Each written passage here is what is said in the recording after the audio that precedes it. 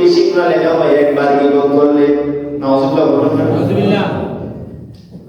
একজন ব্যক্তি একজন আল্লাহর ওলির কাছে গেছে, গিয়া নিজের কপাল থাপড়াইতেছে আর বলতেছে, আমি কত গুনাহ করে ফেললাম, আরে হুজুর আল্লাহ আমাকে মাফ করে নি, আমি অনেক বড় ধরনের গুনাহ করে ফেলেছি। তখন ওই আল্লাহর ওলি বলতেছে, তুমি কি গীবত করছো নাকি? ওই ব্যক্তি বলতেছে, না গীবত করি নাই। ওই কি করছো? বলতেছে, আমি জেনায় লিপ্ত হইছি।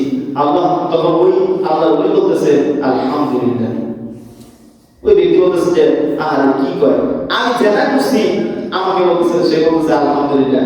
তখন ওই আল্লাহর ওলি বলতেছে, তুমি একবার জেনা করছো, জেনা করার কারণে তুমি যদি আল্লাহর কাছে তওবা করে মাফ চাও, আল্লাহ সুবহানাহু ওয়া তাআলা মাফ করে দিবেন। সুবহানাল্লাহ। কিন্তু তুমি যদি একবার গীবত করো, ওই গীবত যতক্ষণ পর্যন্ত যার গীবত করছো তার কাছ থেকে মাফ না চাও, ততক্ষণ পর্যন্ত আল্লাহ সুবহানাহু ওয়া তাআলা মাফ করবেন না।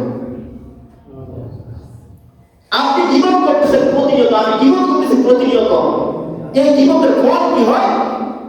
আমি আপনি যে গীবত করতেছি, গীবতের ফল কি জানেন? আমি এত কষ্ট করে যে ইবাদত করতেছি, প্রত্যেকটা ইবাদত যা করলাম তার আমলনামা চলে যায়। আর তার জিন্দেগিতে যত গুনাহ করা হয়েছে, সমস্ত গুনাহ আমার নিজের কাজে আমি করে নিলাম, আমি একবার গীবত করার কারণে। কত কঠিন কথা।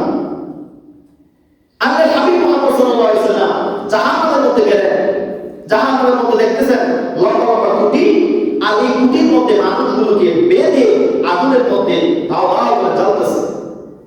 আল্লাহ রাসূল সাল্লাল্লাহু আলাইহি ওয়াসাল্লাম জিবরাইল আলাইহিস সালামকে বলছেন, হে জিবরাইল, এই লোকটার এমন শাস্তি হচ্ছে কেন, এরা কারা?